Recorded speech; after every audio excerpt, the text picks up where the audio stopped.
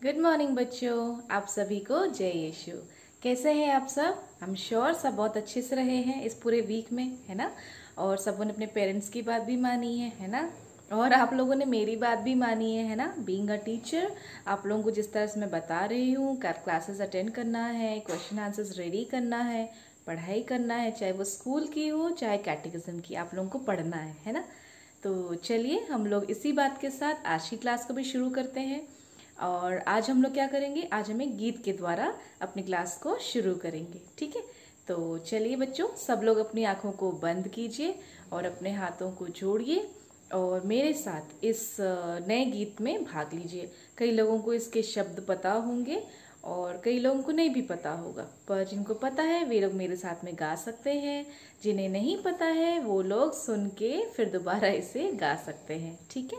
तो चलिए हम आज की क्लास को भी शुरू करें और आज की प्रार्थना को भी। गिन गिन के स्तुति करो, बेशुमार तेरे दानों के लिए। अब तक तूने संभाला मुझे, अपनी बाहों में लिए हुए। गिन गिन के तेरे शत्रु का निशाना, तुझ पे होगा ना सफल। तेरे शत्रु का निशाना, तुझ पे होगा ना सफल। आँखों की पुतली जैसे वो रखेगा तुझे हर पल। आँखों की पुतली जैसे वो रखेगा तुझे हर पल। गिन गिन के स्तुति करो, बेशुमार तेरे दानों के लिए। अब तक तूने संभाला मुझे, अपनी बाहों में लिए हुए। गिन गिन के आंधियाँ बन के आए, जिंदगी की फिक्र। आंधियाँ बन के आए, जिंदगी की फिक्र। कौन है तेरा जीवनहारा, है भरोसा तुझे किधर। कौन है तेरा जीवनहारा, है भरोसा तेरा किधर।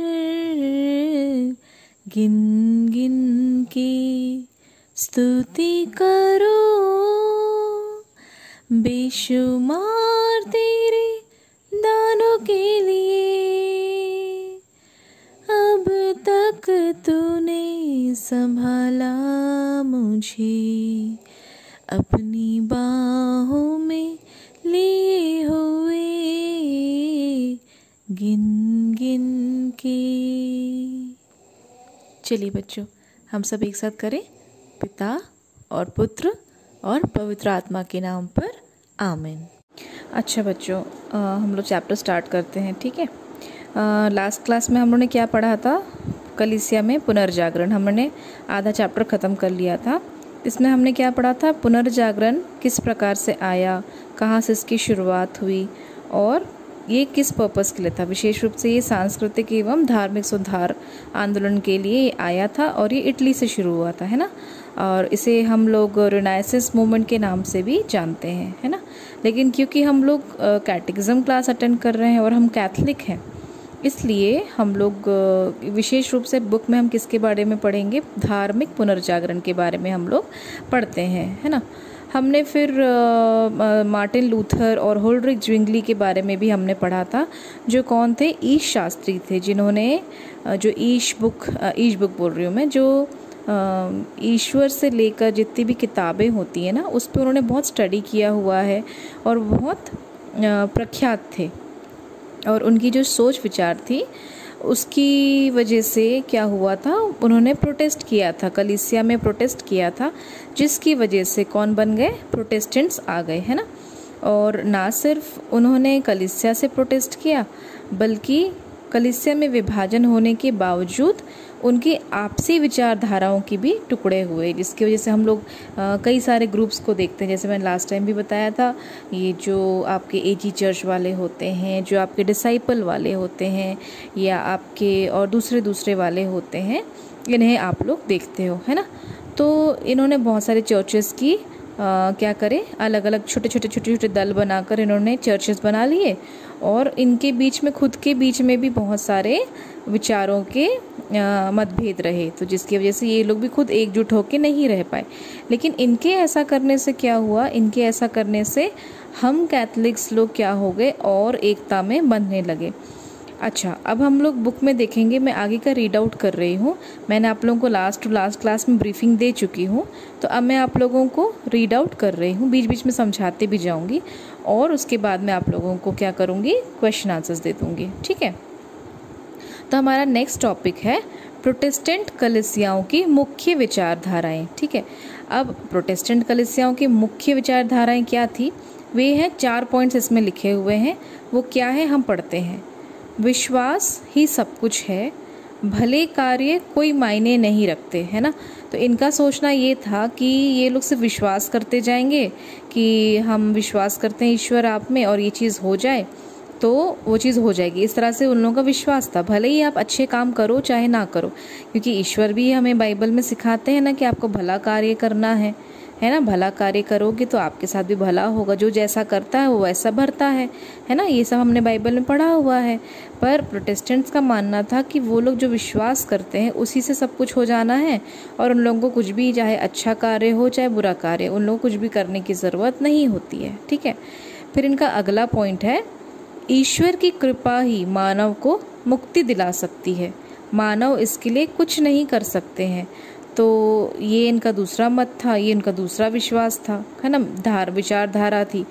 अब इनका तीसरा विचारधारा क्या है, सभी विश्वासियों की पुरोहिताई, मतलब जितने भी प्रोटेस्टेंट्स बनते थे उन लोगों का क्या था कि वो लोग सारे के सारे एक पुरोहिताई जीवन जी रहे हैं। जैसे अभी अगला आप लोग नोटिस करोगे तो ये जो प्रोटेस्टेंट्स वाले होते हैं उनमें पास्टर्स होते हैं, उनमें बिशप्स होते हैं, वो लोग एक फैमिली लाइफ भी जी रहे होते हैं, और फिर वो लोग क्या करते हैं, फादर सिस्टर्स भी बन जाते हैं। हम अपने लैंग्वेज में, हम अपने कलीसिया कैथलिक लैंग्वेज में हम लोग फादर सिस्टर्स बोलते हैं, और ये लोग अपने भाषा में इसको पास्टर्स और बिशप्स ऐसे करके बोलते हैं, ठीक है।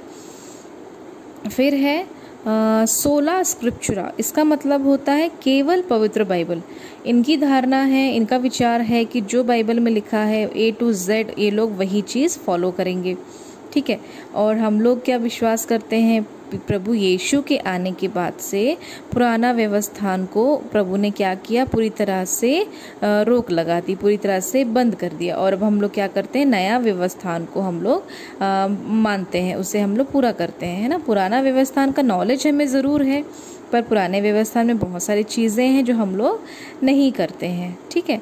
पर इनका क्या मानना है कि जिस तरह से बाइबल में लिखा हुआ A to Z ये लोग वही चीज़ करेंगे, और इनके उसमें कलीसियाई परंपरा का कोई महत्व नहीं है। मतलब अपने उसमें जैसे कलीसिया के 6 नियम बने हुए हैं, अपने उसमें कुछ कुछ रूल्स रेगुलेशंस हैं, वो लोग इसको फॉलो नहीं करते, वो लोग कलीसिया के नियमों को, परंपराओं को कोई महत्व नहीं देते हैं, ठीक है। अब हम आगे देखेंगे कैथलिक सुधार आंदोलन, जो कि सन 1545 से 1610 ईस्वी के बीच में हुआ। अब उसमें क्या हुआ वो देखते हैं, ठीक है। प्रोटेस्टेंट आंदोलन ने कलीसिया में नवीनीकरण की आवश्यकता पर जोर दिया। कलीसिया ने अपने धर्म सिद्धांतों को स्पष्ट एवं दृढ़तापूर्वक प्रकट करने के लिए तथा अपनी जीवन शैली में सुधार लाने के उद्देश्य से एक धर्म महासभा का आयोजन किया, जो ट्रेंट नगर में बुलाई गई थी। मैंने आप लोगों को लास्ट क्लास में भी बताया था कि क्योंकि ये सब चीज़ें हो रही थी, प्रोटेस्टेंट्स लोगों के आंदोलन के कारण क्या हो रहा था, काफ़ी कलीसिया के लोग भटक रहे थे, तो उनको वापस से क्या करना था, हम लोग को जगाना था। तो उसके लिए क्या हुआ, एक धर्म महासभा बुलाई गई, जो कि कहाँ बुलाई गई, ट्रेंट में बुलाई गई। ठीक है, अब नेक्स्ट हेडिंग है ट्रेंट की धर्म महासभा, जो कि सन 1545 से सन 1563 ईस्वी तक के बीच में हुई। ठीक है, अब इस बीच आप लोग देखोगे जो भी हमने पिछले हेडिंग में पढ़ा, ट्रेंट में एक महासभा बुलाई गई, तो अभी उसी के बारे में बताया जा रहा है कि ट्रेंट में जो धर्म महासभा हुआ उसमें किन किन बातों पर जोर दिया गया। ठीक है, संत पापा पौलुस तृतीय ने 1545 में ट्रेंट की धर्म महासभा बुलाई। कलीसिया में व्याप्त कुरीतियों जैसे धर्म पदों को बेचना, अपने कार्य क्षेत्र से अनुपस्थित रहना, भाई भतीजावाद आदि को समाप्त करने के लिए कदम उठाए। उन्होंने कैथोलिक धर्म सिद्धांतों को स्पष्ट एवं दृढ़तापूर्वक घोषित किया। ठीक है, जो राजा कॉन्स्टेंटाइन आए थे उस टाइम पे हमने पढ़ा हुआ है ना कि वो लोग क्या करते थे, अपने मन से पुरोहित गण रखते थे, धर्म सेवक रखते थे। तो ये जो अभी हमने एक लाइन पढ़ी है, कुरीतियाँ जैसे धर्म पदों को बेचना, है ना, तो ये सब चीज़ों को बंद होने के लिए, फिर अपने कार्य क्षेत्र में अनुपस्थित होने के लिए, मतलब आपको जॉब दी गई है पर आप अपनी ड्यूटी फुलफिल नहीं कर रहे हो। फिर भाई भतीजावाद क्या होता है, आप अपने पोस्ट में हो, आप अपने ही घर परिवार के लोगों को क्या कर रहे हो, नौकरी दे रहे हो उन्हीं के साथ में, और यहाँ तक कि जो आपके पहचान के हैं सिर्फ आप उन्हीं से रिश्ता रख रहे हो। तो ये सब जो कुरीतियाँ आ गई थी, इसको बंद करने के लिए संत पापा पौलुस तृतीय ने एक जो धर्म सभा बुलाई, और उसमें क्या किया, उन्होंने कैथोलिक के जो धर्म सिद्धांत हैं उसको पूर्ण रूप से उन्होंने घोषित किया। अब उन्होंने क्या क्या घोषित किया हम वो देखते हैं। ठीक है, पहला है पवित्र बाइबल तथा प्रेरितिक परंपराएं दोनों क्रिस्तीय आस्था के स्रोत हैं। ठीक है, जो हमारा पवित्र बाइबल है और जो हमारे प्रेरित गण हैं, तो उनकी जो परंपराएं थी, जिस तरह से वे जी रहे थे या जिस तरह से उन्होंने कलीसिया को आगे बढ़ने के लिए प्रेरित किया था, वो हमारी जो आस्था है, हमारा जो विश्वास है, वही हमारे स्रोत रहेगा, मतलब वही हमारे विश्वास का स्रोत रहेगा। ठीक है, दूसरा उन्होंने बोला ईश्वर की कृपा ही मानव को मुक्ति दिला सकती है, किंतु भले कार्य जो उस कृपा के साथ सहयोग करवाते हैं आध्यात्मिक जीवन में वृद्धि करने में समर्थ बनाते हैं। ये जैसे अभी अपन ने प्रोटेस्टेंट वाले पॉइंट में पढ़ा था ना, प्रोटेस्टेंट कलीसियाओं के मुख्य विचारधाराएं, उसमें भी एक सेकंड पॉइंट दिया हुआ था, ईश्वर की कृपा ही मानव को मुक्ति दिला सकती है, पर इसके लिए मानव कुछ नहीं कर सकते। तो हमारा जो सिद्धांत है, जो हमारा विश्वास है, वो थोड़ा अलग है कि ईश्वर की कृपा जो है वो मानव को मुक्ति दिला सकती है, लेकिन हमको भला कार्य करना ज़रूरी है और कृपा के साथ सहयोग करना भी ज़रूरी है। तो इसी सब की ये सब चीज़ें करने से ईश्वर की जो कृपा है और हमारा जो आध्यात्मिक जीवन है उसमें क्या होगा, बढ़ोतरी होगा। ठीक है, फिर है अगला पॉइंट, 7 संस्कारों के माध्यम से लोगों को निश्चय ही कृपा प्राप्त होती है। अभी हमारे 7 संस्कार है ना, हमारे 7 संस्कार क्या क्या है, हमारा सबसे पहला संस्कार क्या है, दृढ़ीकरण संस्कार है, बपतिस्मा संस्कार है ना, परम प्रसाद संस्कार है, पाप क्षमा है, और विवाह संस्कार है, पुरोहिता संस्कार है। तो और हमारे जितने भी 7 संस्कार हैं, इनके द्वारा क्या होता है, लोगों को जीवन में क्या हो रहा है, कृपा मिलती है। ये हम लोग अपने जीवन में अनुभव भी करते हैं, है ना। अभी तक जिन बच्चों ने परम प्रसाद ले चुके हैं, दृढ़ीकरण ले चुके हैं, बपतिस्मा ले चुके हैं, आप जब पाप स्वीकार भी करने जाते हो उसके बाद आपको एक अच्छा सा महसूस होता है ना, आप तो ये संस्कार जो है वो आपके जीवन में क्या कर रहे हैं, लाभकारी हैं, आपको अच्छा फील करवाते हैं और आपको ईश्वर के पास और जोड़ते हैं, है ना। फिर आगे देखेंगे, पवित्र मिस्सा बलिदान एक सच्चा और पवित्र भोज है। रोटी और दाखरस के रूप में प्रभु यीशु सचमुच उपस्थित होते हैं। जब हम लोग ये अपना मिस्सा अटेंड करते हैं, हम लोग बहुत भक्ति भावना के साथ जब उसे अटेंड करते हैं तो हम लोग एक अलग ही अनुभूति में जी रहे होते हैं, है ना। हम लोग एक अलग ही फीलिंग के साथ चल रहे होते हैं, जहाँ पे हम लोगों को यीशु के उपस्थित होने का आभास होता है ना। विशेष रूप से जब यूक्रिस्ट के समय में रोटी और दाखरस, हमको पता है कि रोटी और दाखरस किस रूप में परिवर्तित हो जाता है, प्रभु यीशु के शरीर और रक्त में। तो जब शरीर और रक्त में वो बदलता है और उसे हम अपने जीवन में जब ग्रहण करते हैं, एक विश्वास के साथ ग्रहण करते हैं, तो हमारे जीवन में क्या होता है, एक प्रभु यीशु के होने की, एक हमारे सचमुच होने की उपस्थिति हमें दिखती है और हमारा जीवन क्या होता है, अच्छा जीवन बनने लगता है। ठीक है, अब हम लोग आगे देखेंगे कलीसिया में नवीनीकरण। ठीक है, कलीसिया में नवीनीकरण का मतलब क्या होता है। अब क्योंकि इतना सब कुछ जो हो रहा था, कई लोग पीछे हट रहे थे, कई लोग बहुत कुछ कर रहे थे, तो कलीसिया में नवीनीकरण होने की बहुत ज़्यादा आवश्यकता थी। लोगों को जागरूक करने की आवश्यकता थी, लोगों को और अच्छे से ईश्वर की तरफ, कलीसिया की तरफ वापस लाने की आवश्यकता थी। तो उसके लिए क्या क्या किया गया वो हम पढ़ेंगे। ठीक है, पुरोहितों के प्रशिक्षणार्थ कई गुरुकुल खोले गए ताकि पुरोहितों को अच्छा प्रशिक्षण मिले। अभी हम लोग जैसे फादर्स लोगों को देखते हैं ना, पहले फादर लोग क्या रहते हैं, सबसे पहले फादर नहीं बनते हैं, सबसे पहले वो एक वो रहते हैं, सीखने वाले रहते हैं, उसके बाद वो लोग ब्रदर बनते हैं, फिर डीकन बनते हैं, उसके बाद जाके वो लोग फादर बनते हैं। और वो लोग बहुत स्टडी करना पड़ता है उन लोगों को, 10-10, 11-11 साल तक उन लोगों को पढ़ाई करनी पड़ती है। उसके बाद जाके वो लोग क्या बनते हैं, पुरोहित बनते हैं।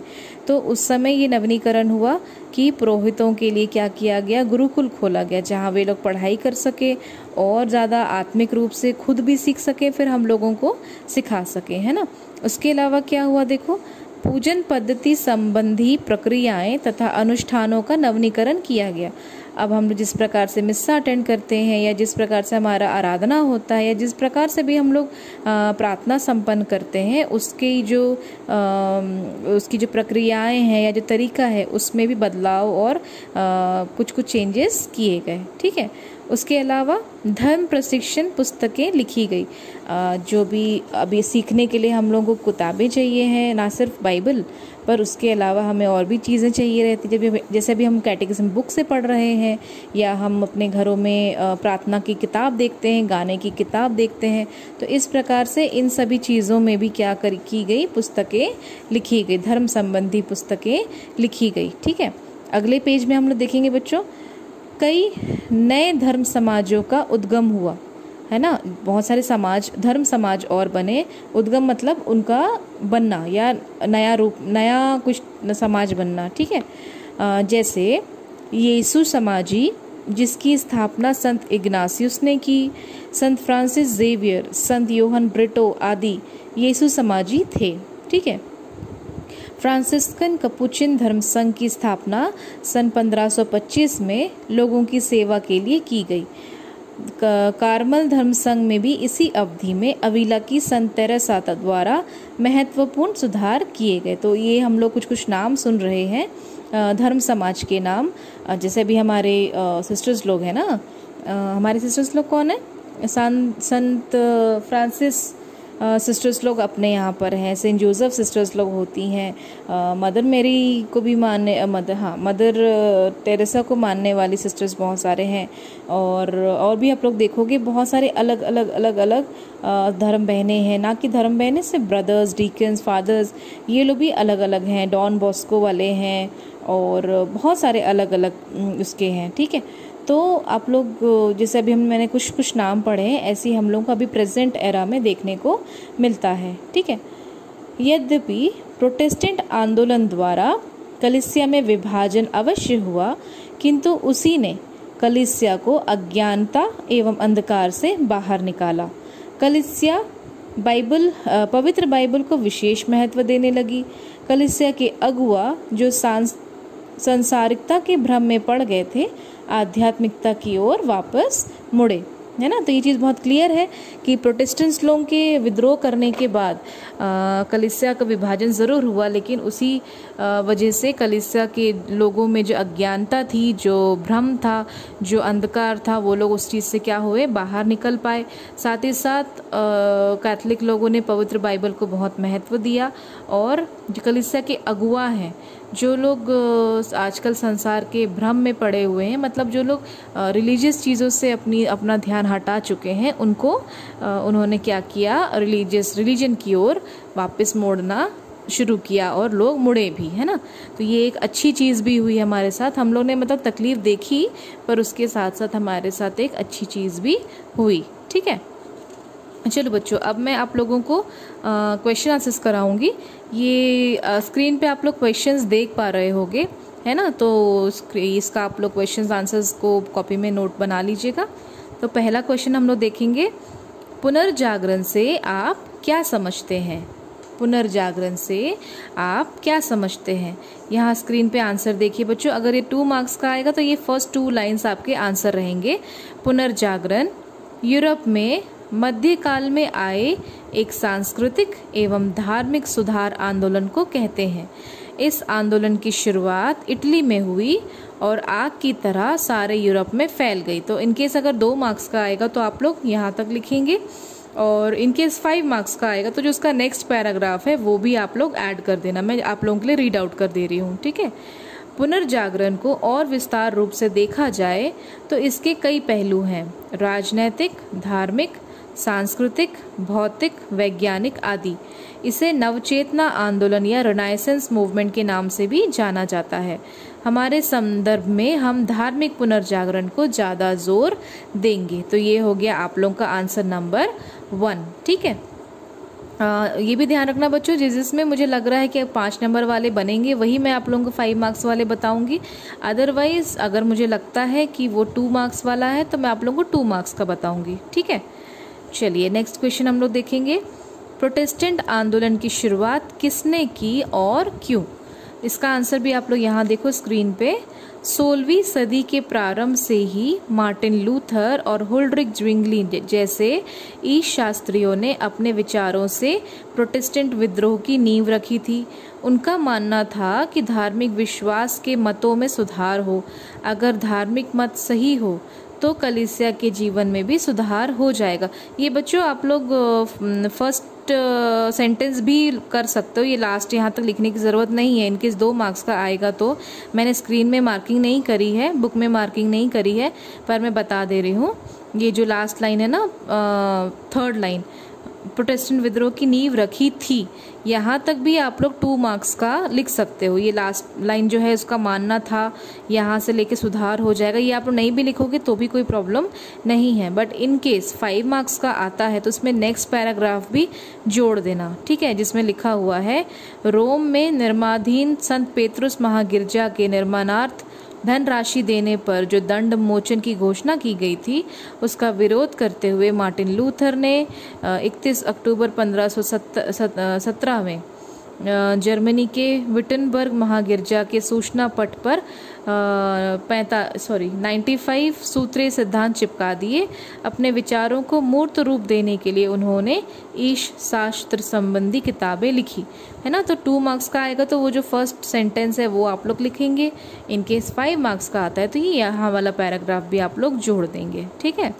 अब हम लोग क्वेश्चन नंबर 3 देखेंगे, प्रोटेस्टेंट कलीसियाओं की मुख्य विचारधाराएं क्या है। तो प्रोटेस्टेंट इधर पे हमने 4 मुख्य धाराएं पढ़ी है ना, विचारधाराएं पढ़ी उनकी।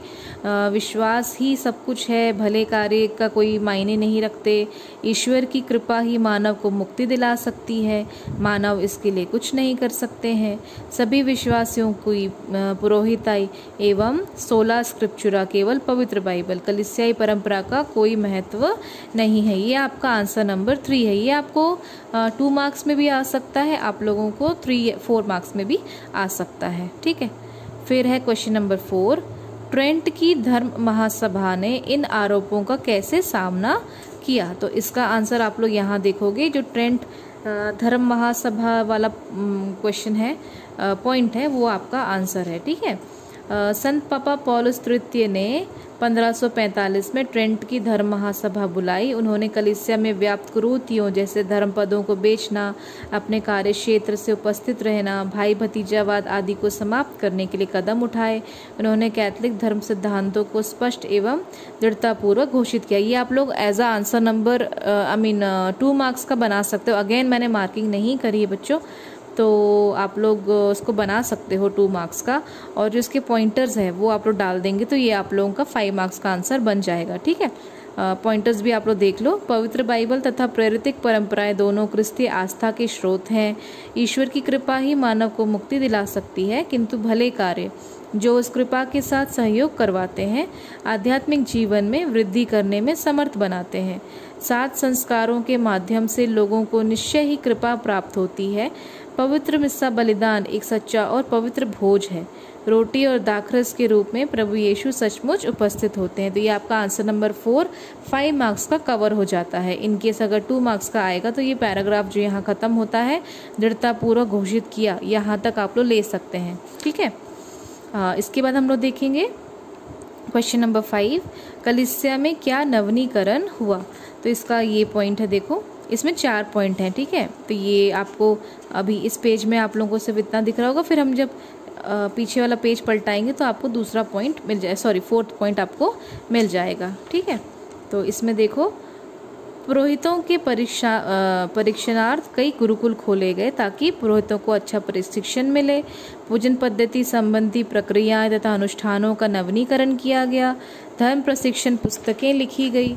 और उसके अलावा जो लास्ट पेज में है वो देखो, कई नए धर्म समाजों का उद्गम हुआ। जैसे ये आप लोग लिख के इनके नाम बस मेंशन कर सकते हो, जैसे यीशु समाजी, संत इग्नाशियस, संत फ्रांसिस जेवियर, संत योहन ब्रिटो, और ये लास्ट में आप लोग इसको भी मेंशन कर सकते हो, अविला की संत तेरेसा, है ना। तो इनके नाम खाली आप लोग मेंशन कर सकते हो, या फिर ये पूरा का पूरा पैराग्राफ भी आप लोग लिख सकते हो, डिपेंड्स ऑन यू। ठीक है, अच्छा लास्ट वाला क्वेश्चन देखेंगे, आपके धर्म प्रांत में कितने धर्म समाज कार्यरत हैं। तो इसका उत्तर बुक में नहीं दिया है, तो मैं इसका उत्तर मैंने आप लोगों को देखो स्क्रीन पे दिख रहा होगा, मैंने अलग से लिखा हुआ है। ठीक है, हमारे धर्म प्रांत में पुरोहितों के 6, धर्म भाइयों के 6 एवं धर्म बहनों के 34 धर्म समाज हैं। उदाहरण के लिए CSI समाज, संत जोसेफ समाज, मॉनफोर्ट समाज, डॉन बॉस्को समाज, कार्मल समाज इत्यादि। तो इस प्रकार से आप लोग 5-6 नाम लिख के, अगर आप लोगों को भी और नाम याद होंगे तो आप लोग ऐड कर सकते हो। जैसे नहीं याद है तो एटलीस्ट 5 नाम लिख के आप लोग इत्यादि कर देना लास्ट में, और आंसर को आप लोग क्या करेंगे, क्लोज करेंगे। ओके, तो बच्चों आज की हमारी क्लास यहीं तक रहेगी। और आज मैंने जो आप लोगों को पढ़ाया है प्लस जो क्वेश्चन आंसर्स दिए हैं, इन्हें प्लीज़ कोशिश कीजिए आप लोग शुरू से लेके अभी तक जितने भी मैंने क्वेश्चन आंसर्स दिए हैं सबको एक नोट्स बना के आप लोग रेडी करते जाओ, बिकॉज 7 फेब को आप लोगों का एग्ज़ाम है। अभी से डेट क्लियर हो चुकी है, 7 फेब को आप लोगों का एग्ज़ाम है। और आगे अगर डेट में चेंजेस होंगे तो आप लोगों को इन्फॉर्म कर दिया जाएगा, बट कोशिश कीजिए कि आप लोग क्वेश्चन आंसर्स प्रिपेयर कीजिए और पढ़ाई करते जाइए, और अपने लिए बर्डन मत बना के रखिए कि हम लोग एंड में पढ़ेंगे। इवन दो आप एंड में भी पढ़ोगे तो भी कोई इश्यू नहीं, क्योंकि पढ़ना आपको है ना। तो चलिए बच्चों, फिर इसी के साथ हम आज की क्लास को क्लोज करते हैं और हम मिलेंगे अब अगली क्लास में। Okay, take care, see you, be safe, be home. Okay, tata bye bye, see you.